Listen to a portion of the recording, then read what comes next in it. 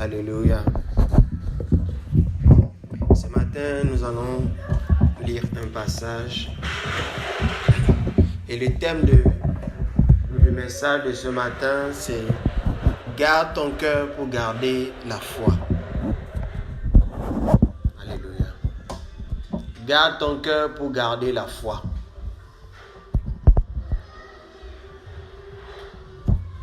Garde ton cœur pour garder la foi.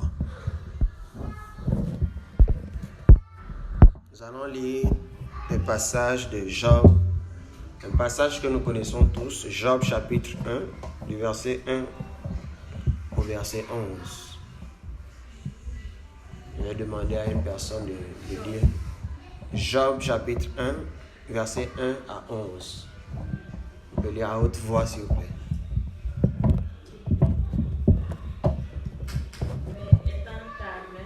Job chapitre 1, verset 1 à 11. Job.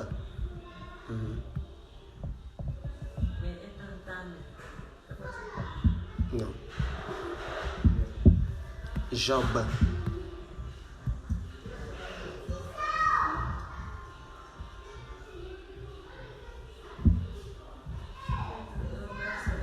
À 11. Non.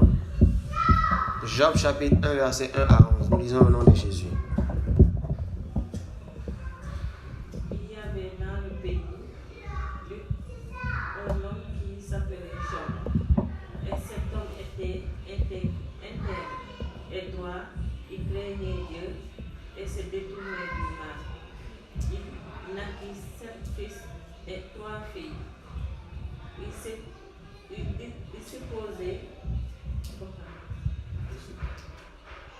Il possédait 7000 brebis, 3000 chameaux, 500 paires de bœufs, 500 ânesses et très grand nombre de serviteurs. Et cet homme était le plus considérable de tous les fils de Orient. Ses fils allaient les uns chez les autres et donnaient autour à un festin. Il invitait le roi seul à manger et à boire avec eux. Et quand les jours de festin étaient passés, Job appelait et sanctifiait ses fils. Puis il se levait de bon matin et offrait pour chacun d'eux un holocauste. Car Job disait peut-être, mes fils ont-ils péché et ont-ils offensé Dieu dans leur cœur. C'est ainsi que Job avait tout d'agir. Or, les fils de Dieu vinrent un jour de se présenter devant l'Éternel. Et Satan vint aussi au milieu d'eux. L'Éternel dit à Satan, d'où viens-tu? Et Satan répondit à l'Éternel, de parcourir la terre et d'y promener.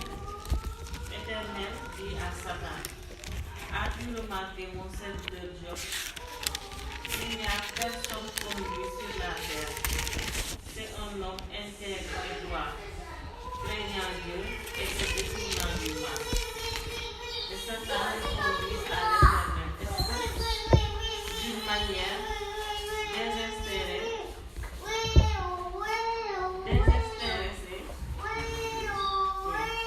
que Job craint Dieu. Ne l'as-tu pas protégé, lui, sa maison et tout ce qui est à lui. Tu es béni de ses mains, et ses troupeaux couvrent leur pays. Mais étant ta main touche à tout ce qui lui appartient, et je suis sûr qu'il te maudit en face. L'Éternel dit à Satan, voici tout ce qui lui appartient. Je te le livre. Seulement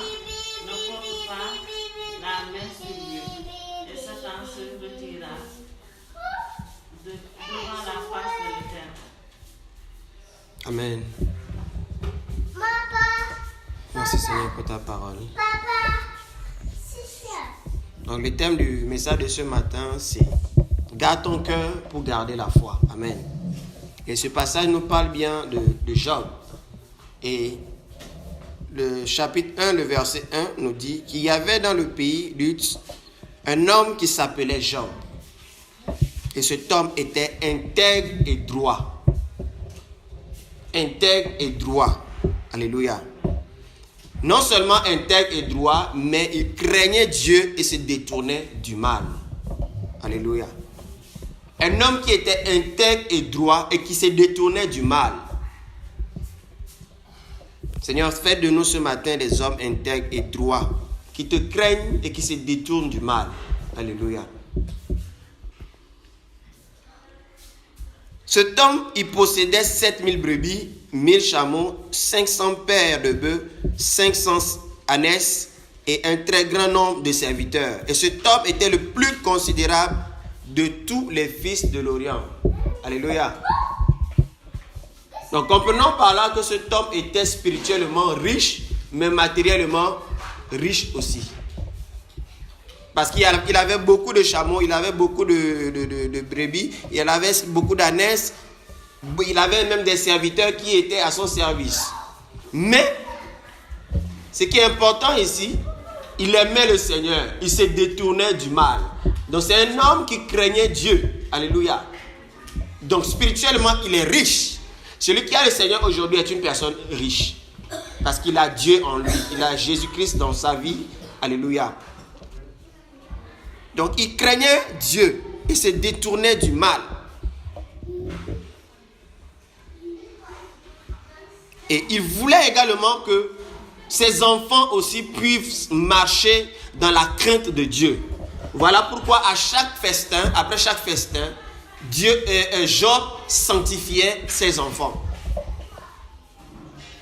Il offrait des holocaustes au Seigneur pour demander pardon pour ses enfants auprès de Dieu. Alléluia. Mais qu'est-ce que Satan va vouloir faire? Satan va vouloir toucher à la vie de Job. Alléluia. Le verset 6 dit: Or les fils de Dieu vinrent un jour se présenter devant l'Éternel et Satan vint au milieu d'eux. Alléluia. L'Éternel dit à Satan: D'où viens-tu? Et Satan répondit à l'Éternel: De parcourir la terre et d'y me promener. Amen. De parcourir la terre et de m'y promener. La Bible nous dit quoi? Que Satan rôde comme un lion rugissant, cherchant qui dévorer. Et qui Satan cherche? Telle est la question que nous devons nous poser ce matin. Satan ne cherche que des personnes qui ne lui appartiennent pas. Amen. Si je sais qu'Olivier est déjà dans cette maison, je ne vais plus le chercher. Mais s'il est dehors, j'irai chercher Olivier parce qu'il n'est pas encore dans la maison. Parce que Satan aujourd'hui cherche des proies, alléluia, qui ne sont pas... Satan cherche aujourd'hui des enfants dans son royaume. Il va vers les enfants de Dieu qui essaient de marcher dans la volonté de Dieu afin de les détourner maintenant de Dieu, afin qu'ils deviennent ses enfants. Alléluia. Mais Jésus-Christ nous dit qu'il est parti chercher les perdus. Amen. Et Satan, voyant la situation et la vie, l'amour qu'il a pour Dieu, va se présenter aussi devant Dieu. Parce qu'il sait que Job le craint. Job craint Dieu. Alléluia. Le verset 9 va dire quelque chose. Satan répondit à l'Éternel: Est-ce d'une manière désintéressée que Job craint Dieu? Et je vais transformer cette question pour nous l'attribuer. Est-ce d'une manière désintéressée que tu adores Dieu, que tu as accepté Jésus-Christ dans ta vie comme Seigneur et Sauveur personnel? Pourquoi aujourd'hui marches-tu avec Dieu? le diable savait que le diable savait que Job marchait et craignait Dieu. Il était intègre et droit. Alléluia. Mais il vient se présenter devant Dieu et dit maintenant à Dieu, est-ce d'une manière désintéressée que Job, ton fils, te suive, qu'il te sert? Et Satan savait aussi que Job était riche matériellement. Il avait beaucoup de troupeaux, ainsi de suite. Alors la véritable question de Satan, c'était, est-ce parce que tu as donné tout ça à Job qu'il te suit? Ou bien, est-ce que son cœur était vraiment sincère avec toi? Est-ce qu'il t'aime réellement? Alléluia. Notre question, la question que Dieu me pose, c'est que, est-ce que je suis Dieu parce qu'aujourd'hui je suis riche? Est-ce que je suis Dieu parce que mes parents étaient chrétiens et je suis devenu chrétien? Est-ce que je suis Dieu parce que Dieu un jour m'a donné un travail? Est-ce que je suis Dieu parce que Dieu un jour m'a donné une femme? Est-ce que je suis Dieu parce que Dieu un jour m'a répondu? Est-ce que je suis Dieu parce qu'un jour Dieu m'a donné une femme, un homme, ainsi de suite? Parce que Dieu m'a fait voyager? Est-ce que je suis Dieu parce que... ainsi de suite, ainsi de suite. Pourquoi suivons-nous Dieu? Alléluia. Et c'était la question de Satan auprès de Job et de Dieu. Verset 10 va dire, ne l'as-tu pas protégé, lui, sa maison et tout ce qui est à lui? Donc le diable savait tout ce qui s'est passé dans la vie de Job. Il savait que Dieu le protégeait, Dieu protégeait sa maison. Alléluia. Donc il avait cette information-là. Tu as béni l'œuvre de ses mains et ses troupeaux couvrent tout le pays. Verset 12. L'Éternel dit à Satan, voici tout ce qui lui appartient. Alléluia. Voici tout ce qui lui appartient. Je te le livre. Seulement, ne porte pas la main sur lui. Et Satan se retira de devant la face de l'Éternel.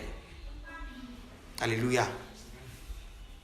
Dieu ne nous tente pas, mais Dieu nous éprouve. Dieu ne nous tente pas. Dieu ne tente personne, mais il nous éprouve. Et Dieu dans cette situation était en train d'éprouver son serviteur Job. Alléluia. Et Satan maintenant va entrer dans la vie de Job afin de détruire sa vie. Alléluia. Puisque Job était droit, était intègre, Job ne voulait pas faillir dans n'importe quelle situation. Job aimait le Seigneur. Job se détournait de tout mal. Et Job même veillait sur la vie de ses enfants afin que ses enfants ne pêchent pas. Malgré qu'il était riche matériellement. Et Dieu lui donne le feu vert maintenant sur la vie de Job. Alléluia.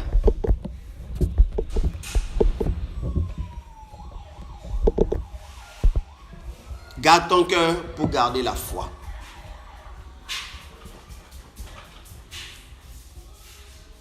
Alléluia.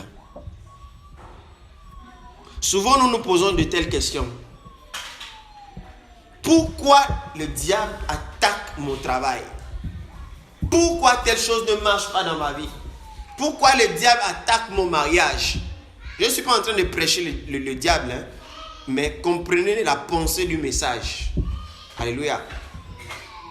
Parce que ce sont des erreurs que nous faisons tous les jours. Pourquoi Satan attaque ma maison? Pourquoi Satan attaque mon mariage? Pourquoi Satan attaque ainsi de suite? Telle chose, telle chose, telle chose. Mon travail. J'ai compris une chose ces derniers temps. Alléluia. Que le diable n'a que faire de ta maison, de ton travail, de tout ce que tu as. De ton argent. Le diable n'a que faire de ça. Alléluia. Parce que dans le passage de Job, dans le passage que nous venons de lire, bien-aimés, le diable voulait atteindre un but dans la vie de Job. Parce que le diable savait que Job était un homme intègre et droit, qui craignait Dieu, qui se détournait du mal, le diable voulait atteindre son but dans la vie de Job. Afin d'avoir gain de cause devant Dieu sur la vie de Job. Dans la Bible, nous pouvons lire un passage qui dit « Satan est venu, mais il n'a rien vu de Dieu, de lui en moi. » Jésus qui a dit ça. Est-ce qu'aujourd'hui, quand nous nous présentons devant Dieu et que Satan aussi vient se présenter, Satan peut avoir raison sur nous? Est-ce que Satan peut dire « Non, lui, il dit qu'il te sert, mais dans tel domaine de sa vie, il n'est pas intègre, il n'est pas droit, il ne te craint pas. Il ne se détourne même pas du mal. » Est-ce que Satan aura raison de nous? Satan voulait prouver à Dieu dans la vie de Job. Satan voulait prouver à Dieu dans la vie de Job que Job était faible. Que Job n'était pas intègre ni droit, qui ne craignait pas Dieu et qui se détournait du mal. Voilà pourquoi maintenant il va s'attaquer, il va attaquer les biens de Job. Il va attaquer la maison de Job. Alléluia. Et Satan aussi, il passe par ces choses-là pour attaquer nos choses, afin de nous détourner de Dieu et d'avoir raison sur nous. Alléluia. Ce que Satan voulait faire, c'est attaquer la foi de Job. Parce que Job a dit non, moi je suis droit, je suis intègre. Je me détourne du mal. Alléluia. Je crains Dieu. Dieu me protège en toutes choses. Ok. Satan maintenant va attaquer les biens de Job. Va attaquer la maison de Job. Pour voir si Job effectivement craint Dieu. Pour voir si Job effectivement est intègre et droit. Pour voir si Job, malgré la destruction de ces choses-là, est-ce qu'il va continuer à être intègre ou droit? Est-ce qu'il va continuer à craindre le Seigneur dans cette situation misérable, dans cette situation douloureuse? Est-ce qu'il va continuer à se détourner du mal? Est-ce qu'il va continuer à se taire et faire confiance à Dieu? Ou bien est-ce qu'il va murmurer? Est-ce qu'on comprend le message?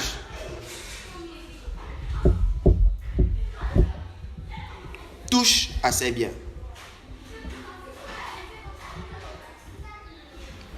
Satan est convaincu d'une chose. Sans la foi, la Bible dit que sans la foi, il est impossible de plaire à Dieu. Sans la foi, il est impossible également de vivre les promesses de Dieu. Sans la foi, il est impossible de voir les promesses de Dieu se réaliser dans notre vie. Prenons un exemple tout simple. Quand il se passe quelque chose dans nos vies, est-ce que nous arrivons à être fermes dans la prière? Est-ce qu'il nous arrive, par exemple, je n'ai rien à manger à la maison. Est-ce que tu vas continuer à faire confiance à Dieu par la foi? Dieu te dit, prends ce que tu as, donne à quelqu'un. Mais tu penses, si je donne à telle personne, qu'est-ce qui va me rester? Parce que tu penses au lendemain. Manque de foi. Le diable ne cherche pas ton travail, ta maison, ce que tu possèdes. Mais dans cette situation, il veut ta foi. Il veut voler ta foi afin que tu ne fasses plus confiance en Dieu. Afin que tu n'aies plus confiance en Dieu. Parce que dans cette situation douloureuse, parfois nous ne prions plus. Nous ne faisons que penser à autre chose. Nos pensées se détournent carrément de Dieu. Est-ce que nous sommes toujours intègres, droits? Quelles sont les pensées maintenant qui viennent dans notre esprit? Est-ce que nous continuons à prier? Est-ce que nous continuons à adorer, à louer Dieu dans ces situations? Job était intègre et droit. Tu dis que tu es intègre et droit. Je dis je suis intègre et droit. Je me détourne du mal. Mais Satan va venir attaquer tes choses. Va venir attaquer ton foyer. Va venir attaquer ton travail. Va venir attaquer même tes enfants. Pour voir comment tu vas réagir. Pour voir comment je vais réagir. Parce qu'il sait que lorsqu'il va envoyer le trouble dans la vie des enfants de Dieu, alléluia, ces enfants-là ne pourront pas résister. Ils vont chuter dans leur foi. Ils ne pourront plus prier. Ils vont accuser Dieu. comme la sœur Ruby nous a dit ce matin, nous accusons Dieu. Et c'est ça que le diable voulait dans la vie de Job. Que Job accuse Dieu. Qui lui dise, pourquoi ces choses m'arrivent, moi qui te crains, moi qui te sers, moi qui me détourne du mal, moi qui me sanctifie tous les jours, moi qui purifie mes enfants pour toi. Pourquoi tu envoies ces choses-là sur moi? Pourquoi ces choses-là m'arrivent? Et Job va se lever un jour pour maudire Dieu. Pour maudire le jour de sa naissance. Comme la sœur Ruby nous a dit ce matin. Moi j'ai appris mes leçons, moi j'ai prié, mais je n'ai pas une bonne note. Je n'ai pas eu la note que je désirais. Pourquoi? Le but du diable dans nos vies, c'est d'attaquer, non indirectement, notre foi, mais il passe par nos biens. Je n'ai pas de travail. Je ne suis pas encore marié. Est-ce que je place toujours ma foi dans le Seigneur? Je suis malade. Est-ce que je place toujours ma foi dans le Seigneur? Alléluia. Quand le diable envoie le trouble dans nos vies, c'est pour voler notre foi. C'est pour attaquer notre foi. Garde ton cœur pour garder la foi. Alléluia. Garde ton cœur pour garder la foi. Alléluia. Et Job a eu le conseil de mauvaises personnes. Même sa femme l'a mal conseillé. Et souvent nous sommes mal conseillés dans certaines situations quand nous traversons des choses.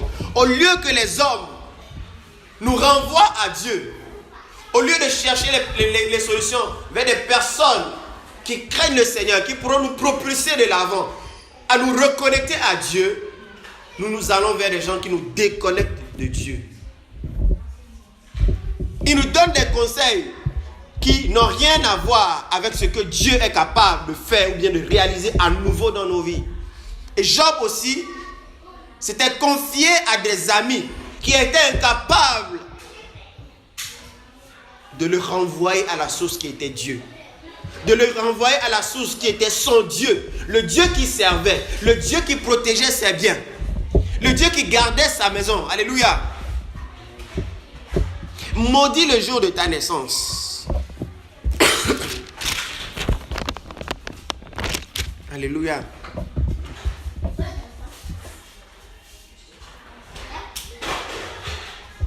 Nous devons savoir une chose, que la foi est une arme. La foi est une arme. Ma foi en Jésus-Christ est une arme. Ta foi en Jésus-Christ est une arme. Et Job, dans le verset 19, chapitre 19, autant pour moi, le verset 25, va dire: mais je sais que mon Rédempteur est vivant. Job chapitre 19, verset 25.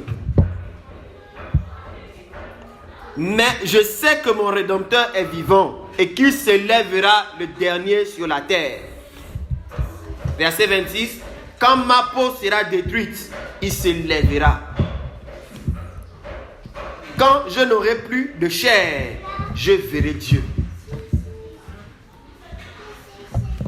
Job commençait à prendre conscience. Il savait qu'il devait retourner à son Dieu. Il savait que tout ce qu'il avait était par grâce. Il savait que c'était Dieu qui lui avait donné ces choses. Et que si Dieu choisissait de reprendre ces choses, cela ne fait rien. Il savait que Dieu était capable de lui redonner ces choses-là qu'il avait perdues, si telle est sa volonté. Job, dans son attitude de repentance, va dire: je sais que mon Rédempteur est vivant et qu'il s'élèvera le dernier sur la terre. Quand ma peau sera détruite. Parce que Job a tout perdu. Job a tout perdu. Si vous lisez bien le passage de Job, Job a tout perdu. Ses enfants. Quand ma peau sera détruite, il s'élèvera. Ça veut dire, peu importe la situation, même si je suis en train de mourir, je sais que Dieu s'élèvera. Quand je n'aurai plus de chair, je verrai Dieu. Job, dans cette position-là, n'était plus dans le naturel, mais il était dans le spirituel. Quand ma peau sera détruite, quand je n'aurai plus de chair, il n'était plus dans la dimension terrestre, il était maintenant dans la révélation.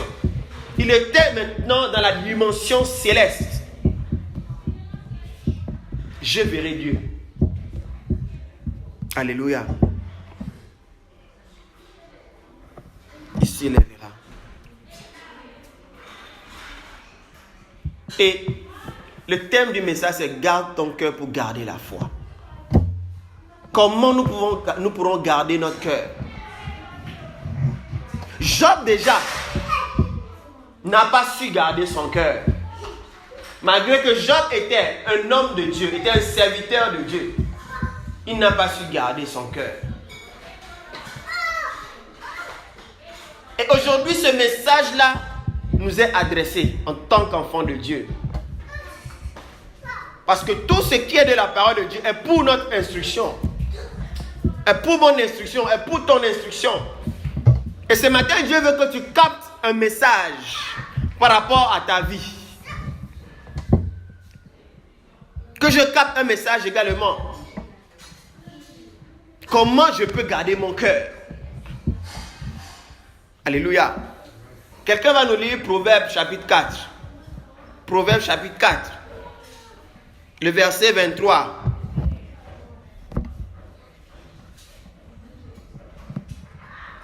Un autre va prendre Proverbe chapitre 23.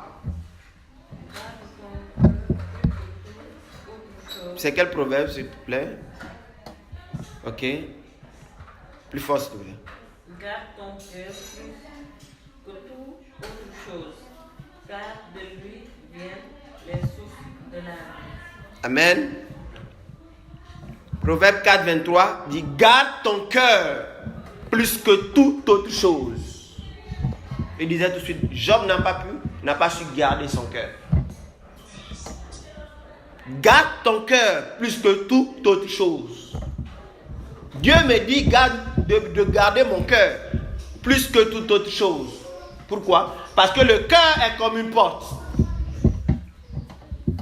Si je ne garde pas mon cœur, des choses vont rentrer dans mon cœur. Et si ces choses rentrent dans mon cœur, qu'est-ce qui va se passer? La destruction de mon cœur.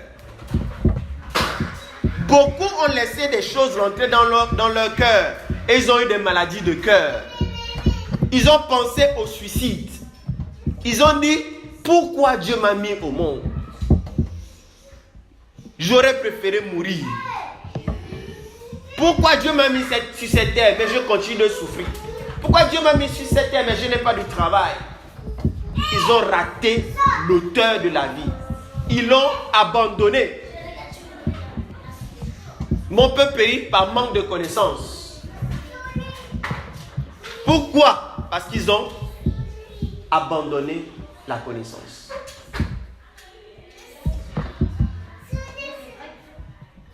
Dieu nous dit ce matin de garder notre cœur plus que toute autre chose.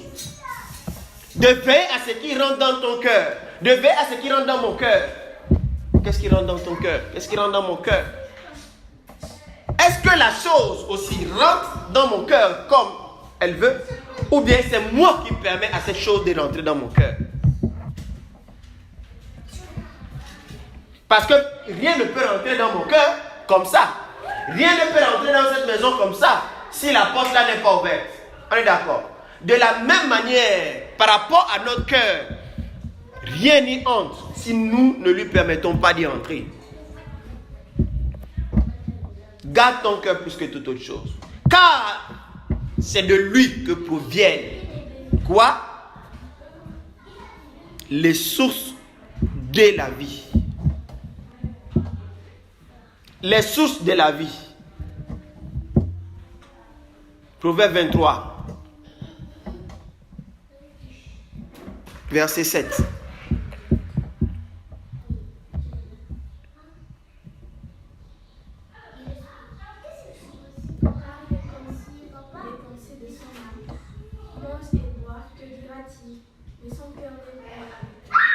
Amen. Ce passage dit, car il est comme les pensées de son âme.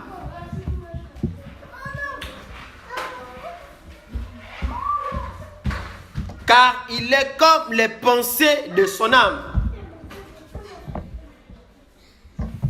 Avant que la pensée ne devienne pensée, cela naît du cœur. Il est comme les pensées de son âme. La personne que je suis révèle l'état de mon cœur.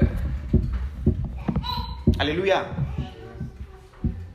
Si je suis une personne qui insulte les gens, c'est que mon cœur est malade. C'est que mon cœur a subi une blessure. Et je ne fais qu'exprimer cela. Alléluia.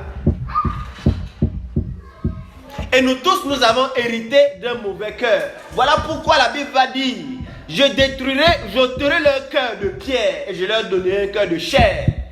Alléluia. Pour avoir un cœur de chair, il faut que Dieu enlève le cœur de pierre. Si Dieu n'enlève pas le cœur de pierre, il nous sera incapable, bien-aimés, de garder notre cœur et de garder la foi. Parce que tout ce qui va rentrer dans notre cœur, bien-aimés, va souiller le cœur et va tuer notre vie. Alléluia.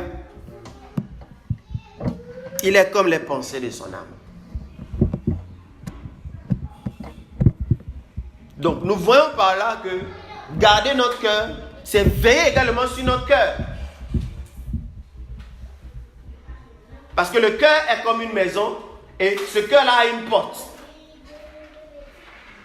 Et personne ne peut vouloir entrer dans mon cœur. Comme on dit, je vais entrer dans le cœur de cette femme, ainsi de suite, ainsi de suite. Je vais entrer dans la vie de telle personne. Ça veut dire nous ouvrons la porte de notre cœur à cette personne-là. Alléluia. De la même manière, nous pouvons ouvrir la porte à Satan dans notre cœur. Viens faire ce que tu veux. De la même manière qu'il rôde comme un lion, il peut rentrer dans notre cœur s'il voit une porte fermée. S'il voit une porte ouverte. Alléluia. Et ici, dans le passage de Job, nous voyons qu'il se promenait aussi sur la terre.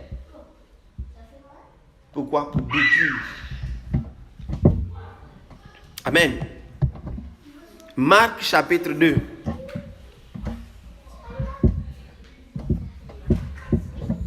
Garde ton cœur pour garder la foi. Marc chapitre 2, le verset 1 à 9.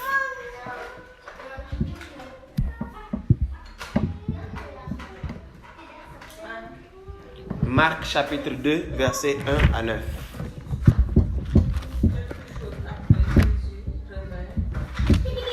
Force, okay.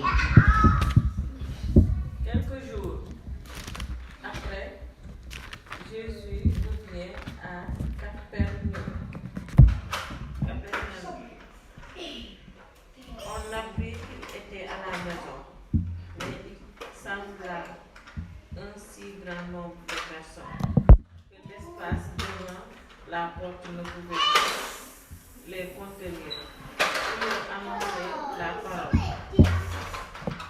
Les gens vinrent à lui, amenant un paralytique porté par 4 hommes. Comme il ne pouvait l'aborder à cause de la foule, ils découvrirent le toit de la maison, mais ils descendirent par cette ouverture de lui sur lequel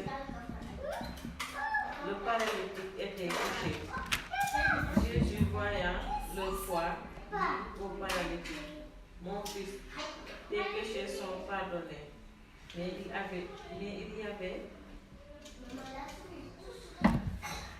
y avait là quelques critiques. Scribe.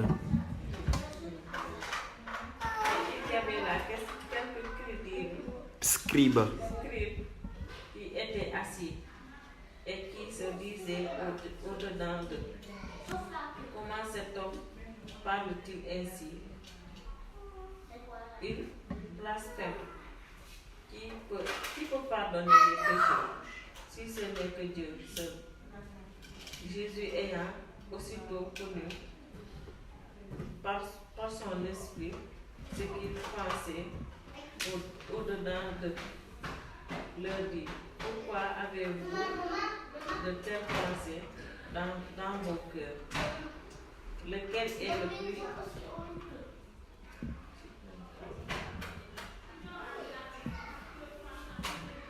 est le plus aisé de dire au paralytique: tes péchés sont pardonnés, ou de dire: lève-toi, prends de lui.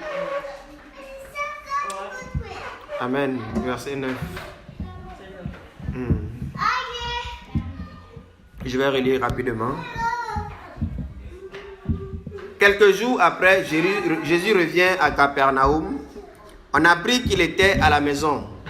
Et il s'assembla un si grand nombre de personnes que l'espace devant la porte ne pouvait plus les contenir. Il leur annonçait la parole. Des gens vinrent à lui, amenant un paralytique porté par 4 hommes. Comme ils ne pouvaient l'aborder à cause de la foule, ils découvrirent le toit de la maison où il était, et ils descendirent par cette ouverture le lit sur lequel le paralytique était couché. Jésus, voyant leur foi, dit au paralytique: mon enfant, tes péchés sont pardonnés. Il y avait là quelques scribes qui étaient assis et qui se disaient au-dedans d'eux. Notons bien là-bas, verset 6. Il y avait là quelques scribes qui étaient assis et qui se disaient au-dedans d'eux. Alléluia. Au-dedans d'eux. Il y a quoi au-dedans?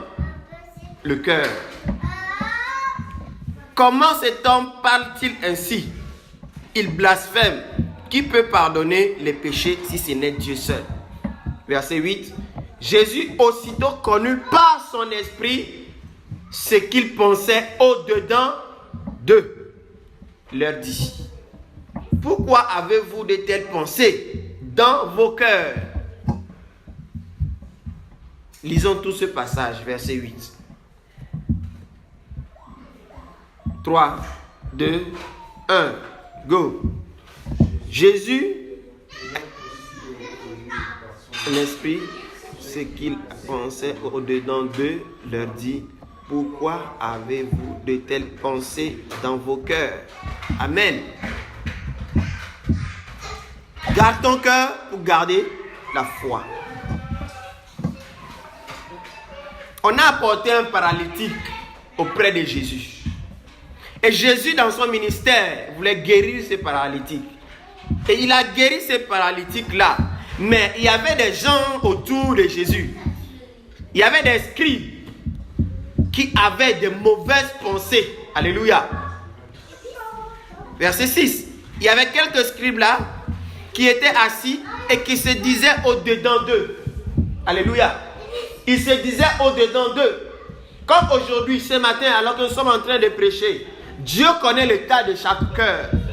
Alors que nous sommes en train de prêcher, Dieu peut savoir qui est en train de recevoir la parole. Dieu peut savoir qui est en train de ne pas recevoir la parole. Dieu peut savoir qui est en train de critiquer son prochain dans son cœur. Dieu peut savoir qui est ici ou bien qui n'est pas ici. Alléluia.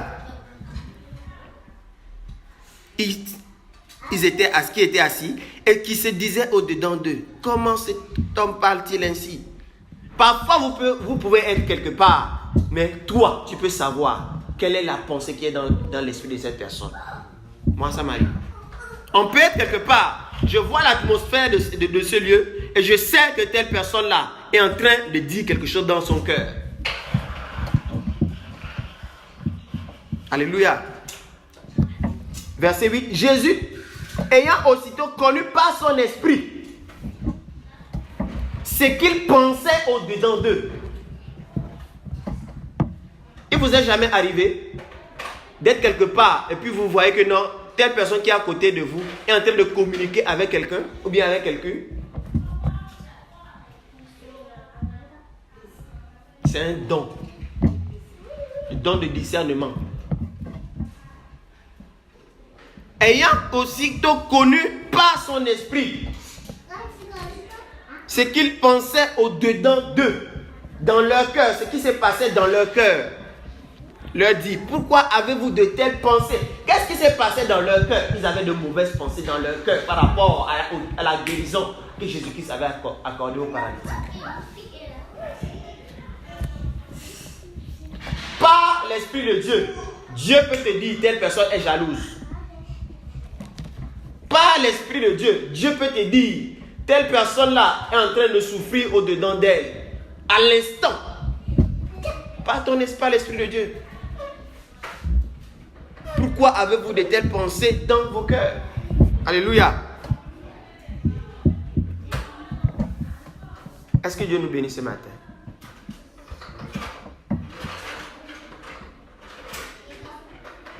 Pourquoi avez-vous de telles pensées dans vos cœurs? Pourquoi avons-nous de telles pensées dans nos cœurs? Pourquoi murmurons-nous même dans la présence de Dieu? Pourquoi critiquons-nous nos frères et nos sœurs dans l'esprit? Dans nos cœurs, même dans la présence de Dieu. Dieu connaît nos cœurs. Tu peux être là et ne pas être là. Pourquoi? Parce que tu n'es pas connecté à l'Esprit de Dieu. Ton esprit est ailleurs. Il y a une porte qui est ouverte et Satan est entré dans ton cœur pour te faire naviguer sur son territoire, dans sa maison. Et si Satan entre dans le cœur, qu'est-ce qu'il va faire? Il va posséder le cœur. Et c'est ça, comme ça, Satan possède notre cœur pour nous éloigner de Dieu. Alléluia. Et quand il nous éloigne de Dieu, il nous éloigne aussi de la foi. On n'a plus envie de prier, on peut faire critiquer, on peut faire vaquer à autre chose qui n'est même pas de Dieu. Pourquoi? Parce que Satan nous a enveloppés. Alléluia. Apocalypse chapitre 3, verset 20. Apocalypse 3, verset 20. Celui qui trouve lui à haute voix. Voici, je me tiens à la porte et je frappe. Si quelqu'un entend ma voix et ouvre la porte, j'entrerai sur lui. Je serai avec lui et lui avec moi. Amen. Pardon. Souvent, quand nous lisons ce passage-là, nous disons, voici, je me tiens à la porte de ton cœur. Mais ici, il n'y a pas dit, Dieu n'a pas dit, je me tiens à la porte de ton cœur. Alléluia. Mais aujourd'hui, je veux ajouter cela. Voici, Dieu se tient à la porte de mon cœur. Parce qu'il me demande ce matin de garder mon cœur plus que toute autre chose. Il dit, je me tiens à la porte. Celui qui se tient à la porte n'est pas à l'intérieur, mais est à l'extérieur. Alléluia.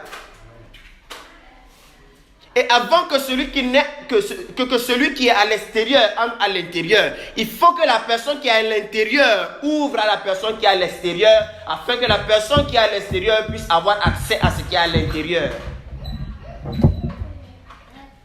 C'est trop fort, hein? Que je vais parler, Olivier a fait. On n'a pas compris. On n'a pas compris. On a compris, non? Je dis, la personne, le passage dit, je me tiens à la porte. Alléluia. Et je dis que celui qui est à la porte n'est pas à l'intérieur, mais cette personne est à l'extérieur. Alléluia. Avant que la personne qui est à l'extérieur ait accès à l'intérieur, il faut que la personne qui est à l'intérieur lui ouvre la porte, afin que la personne avant que la personne qui est à l'extérieur puisse avoir accès à l'intérieur. Un exemple terre à terre.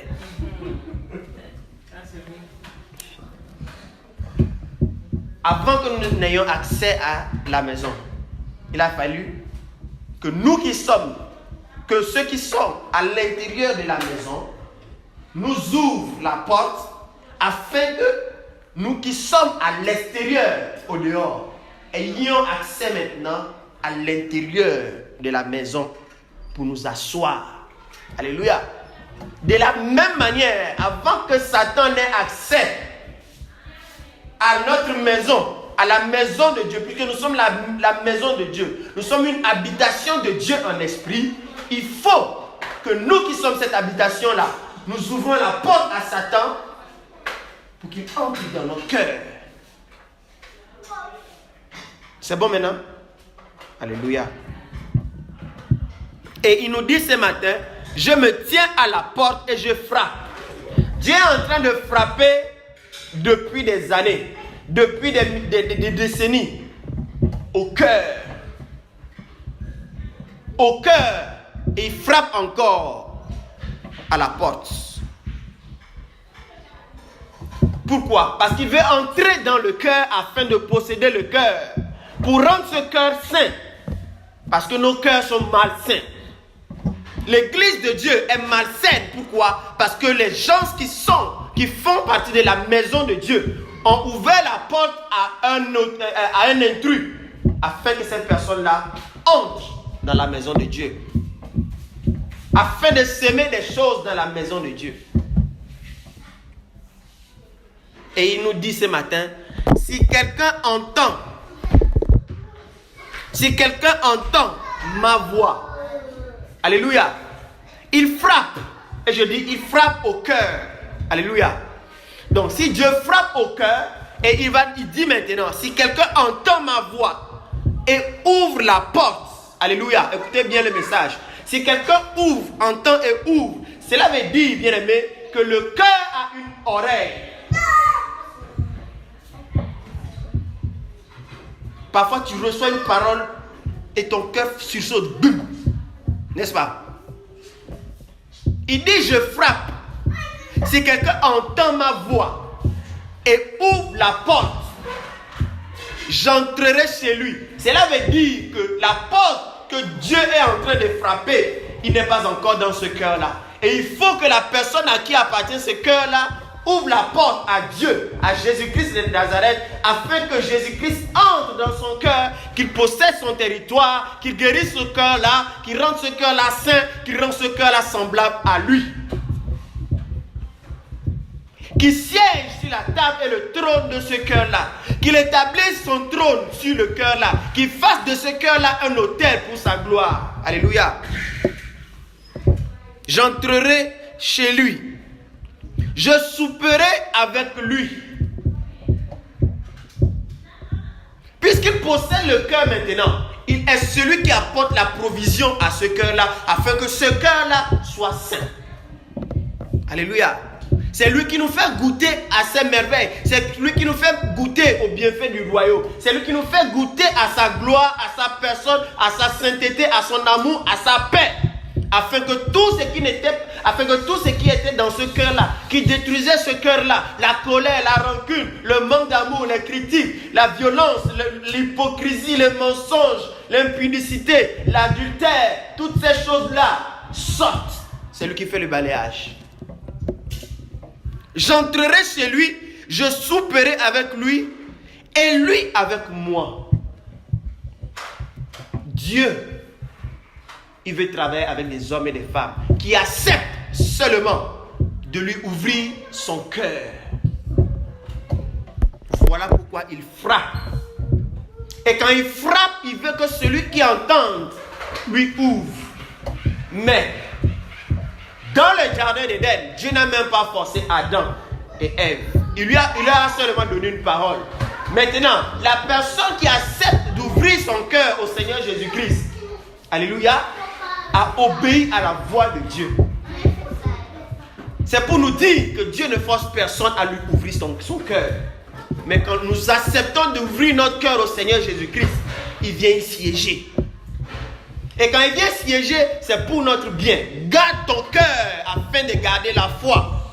Job n'a pas su garder son cœur et il n'a pas gardé la foi. Il a failli avant de prendre conscience que c'était Jésus-Christ qui lui avait donné tout ce qu'il avait.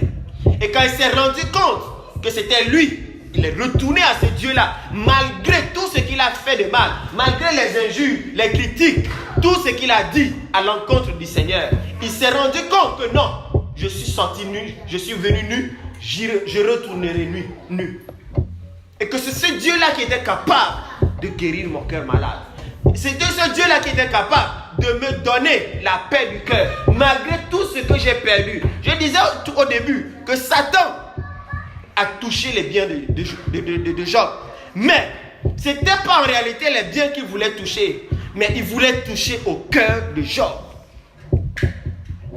Aujourd'hui, Satan ne veut pas toucher à nos biens pour nous détourner de nos biens, mais il veut toucher à nos biens pour toucher nos cœurs, afin que nos cœurs se détournent de ce Dieu véritable. Alléluia. Quand Satan envoie le trouble dans ta vie, c'est pour te détourner de Dieu. Pardon. C'est pour me détourner de Dieu. C'est pour que je n'ai plus une vie de prière. C'est pour que je n'ai plus une vie de sanctification. C'est pour que je n'ai plus d'amour pour mon prochain. C'est pour que je critique mon frère, je critique ma soeur. C'est pour que je manque de foi. J'entrerai chez lui, je souperai avec lui et lui avec moi. Ce matin, nous devons décider encore, renouveler notre alliance avec le Seigneur pour lui dire, Seigneur, ce matin, nous voulons ouvrir notre cœur pour toi. Pas ouvrir et laisser ouvert, mais nous voulons ouvrir et garder ce cœur-là fermé. Alléluia. Quand nous laissons la porte là ouverte, nous dormons. Les gens vont venir, les souris vont venir, les cafards vont venir, tout va rentrer dans la maison, n'est-ce pas? Donc nous ouvrons la porte et nous verrouillons la porte pour que personne d'autre n'entre dans cette maison. De la même manière, lorsque Dieu entre dans le cœur, il ne veut pas qu'autre chose rentre dans le cœur là. Il veut que ce cœur là soit à lui seul. Et avant que ce cœur là ne soit à lui seul, il faut que nous acceptons de fermer ce cœur là. Voilà pourquoi il a dit, garde ton cœur plus que tout. Comme Precious l'a lu ce matin. Tout de suite. Garde ton cœur. Ce n'est pas Dieu qui garde le cœur, mais c'est à moi de garder mon cœur afin que rien n'y entre. Comprenons ce passage-là. Ce n'est pas Dieu qui garde le cœur, mais c'est à nous de garder le cœur afin que Dieu continue de demeurer dans ce cœur-là. Et que ce cœur-là ne soit pas souillé. Alléluia.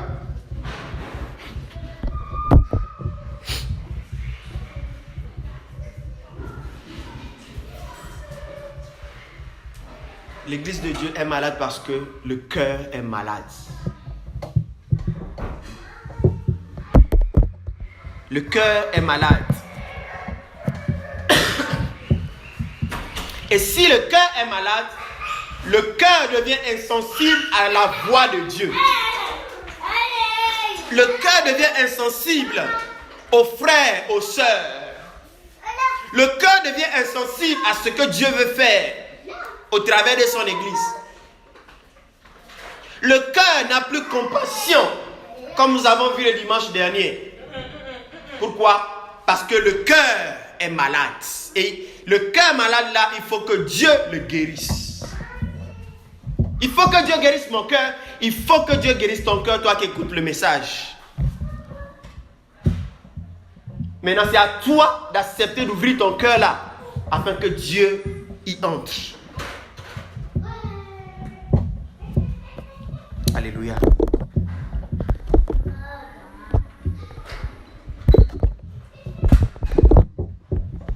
Seigneur, guéris notre cœur ce matin.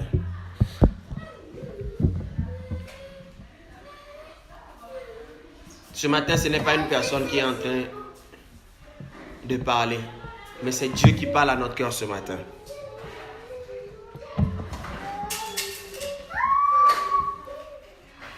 Hier, alors que le pasteur m'appelait et me disait qu'il n'allait pas être là, de donner le message, Je ne savais pas quoi demander. Je ne savais pas sur quoi parler. Et en ce moment, on se préparait pour la réception du mariage. Le mariage d'hier. Et le Seigneur me parlait du cœur. Le Seigneur me parlait du cœur. Et pendant tout ce temps, je me suis disposé. Ce laps de temps, je me suis disposé pour voir ce que le Seigneur voulait nous dire ce matin. Et ce qu'il m'a donné, c'est cela que je nous donne ce matin. Le cœur. Le cœur de l'homme est tortueux.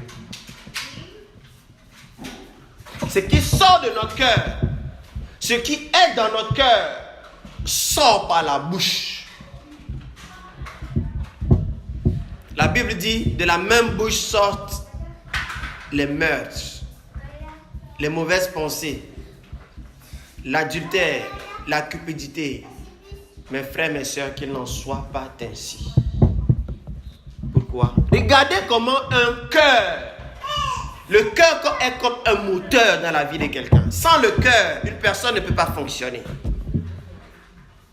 Et regardez tout ce qui sort du cœur de l'homme et qui se traduit en actes. En réalité, ce qui se traduit dans nos actes, bien-aimés, vient au-dedans de nous. C'est des choses qui sortent de notre cœur et que nous traduisons tout simplement en actes. Et nous avons lu ce matin, il est comme les pensées de son âme. Il est comme. Et quand on dit il est comme, c'est qu'il est comme. Alléluia. Si on dit Joël est comme moi, c'est qu'il est comme moi. Alléluia. Il est comme les pensées de son âme.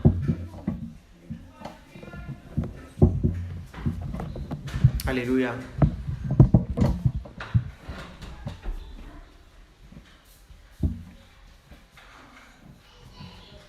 Ce message, Dieu ne veut pas seulement qu'on entende.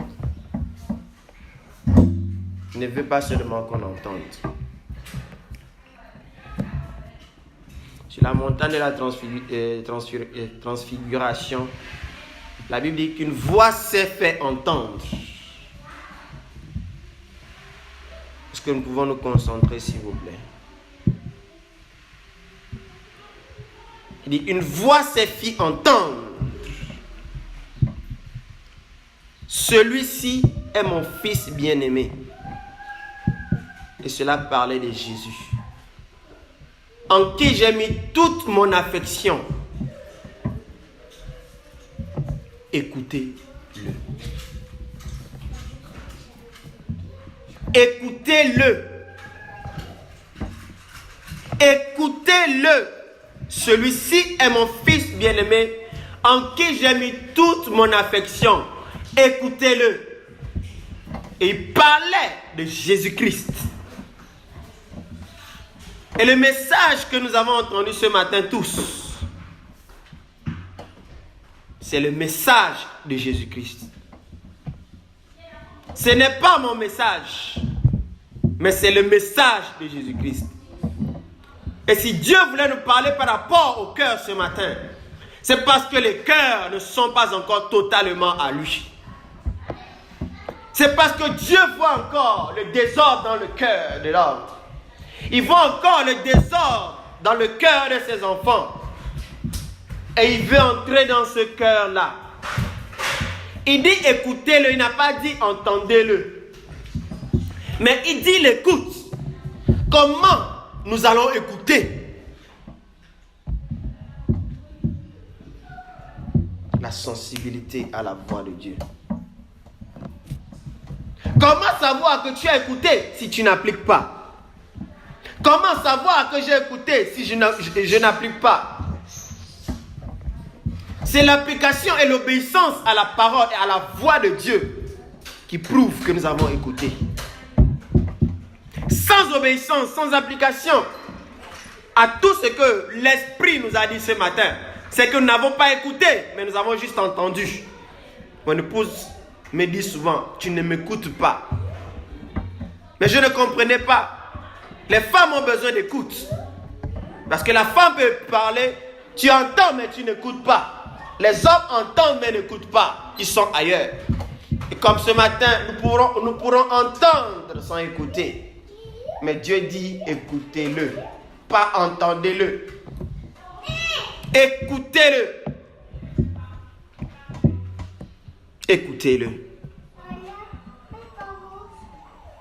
Écoutez-le. Et ce matin, nous allons tous élever la voix à tour de rôle. Et nous allons dire, Seigneur, ce message, que ce message change mon cœur. Le thème de ce message, c'est change ton cœur pour garder la foi. La Bible dit que quand le Fils de l'homme viendra, trouvera-t-il la foi sur la terre? Aujourd'hui, la vie chrétienne est devenue comme une routine. On vient, on s'assoit, on prie, on part. Non. Dieu veut un changement. La repentance, la conversion, c'est un changement. Un changement. Un changement. Un changement. Alors chacun de nous ici va élever la voix et dire, nous sommes presque arrivés à la fin. Seigneur, change-moi. Seigneur, change-moi. Et Dieu me disait quelque chose la semaine passée. Souvent quand on nous dit de prier, on préfère murmurer les mots dans nos cœurs. Mais j'ai lu quelque chose qui m'a fait changer de raisonnement et qui m'a fait voir autre chose. La prière que Dieu a donnée à ses disciples, le Notre Père, il dit, quand vous priez, dites. Quand vous priez, dites. Il n'a pas dit quand vous priez, murmurez. Celui qui dit fait entendre ce qu'il dit. Ce n'est pas moi qui l'a dit, c'est la parole de Dieu.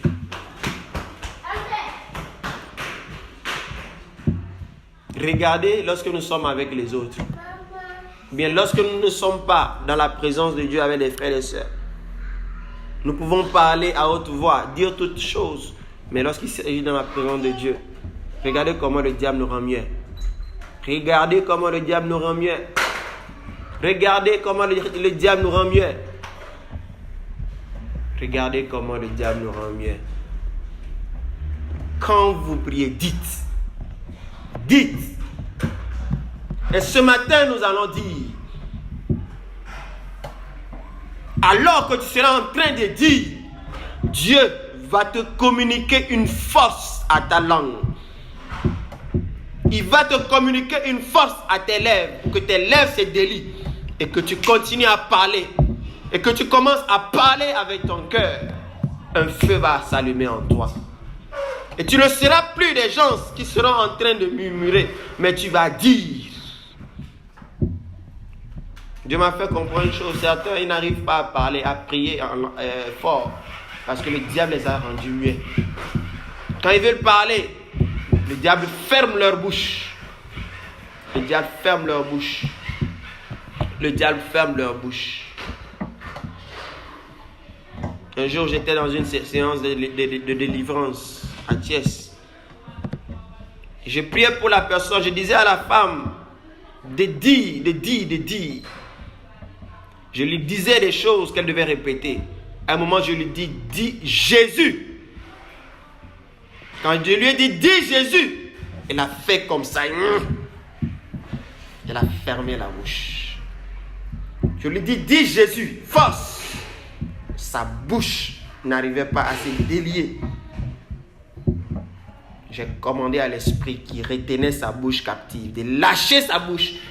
Je l'ai ordonné à dire Jésus. Elle a dit Jésus. Cela nous dit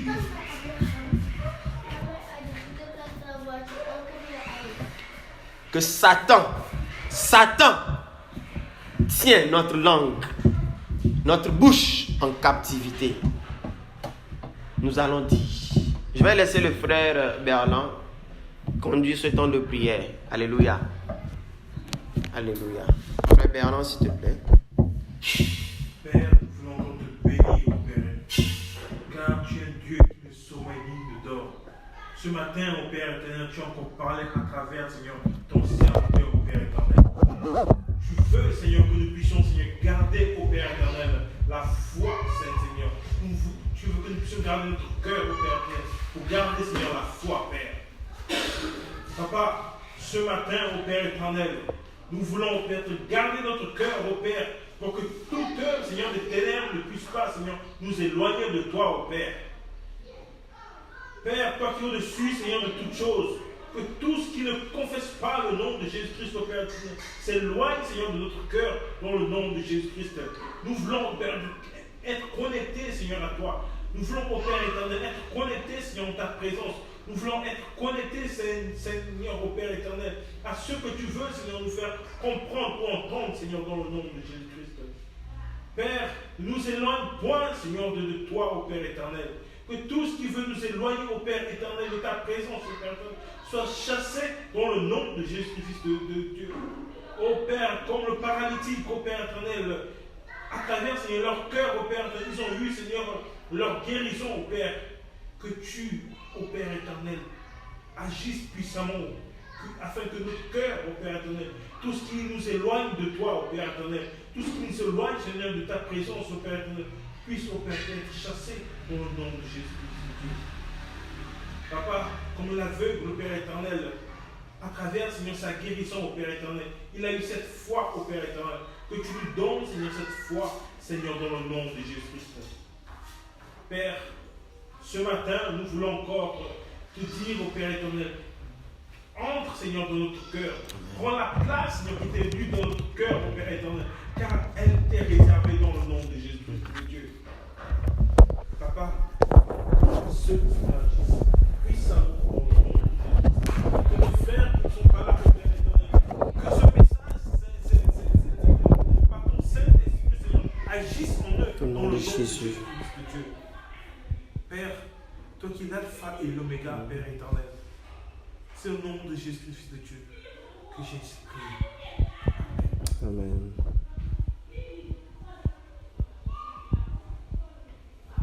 Une autre personne qui veut élever encore la voix.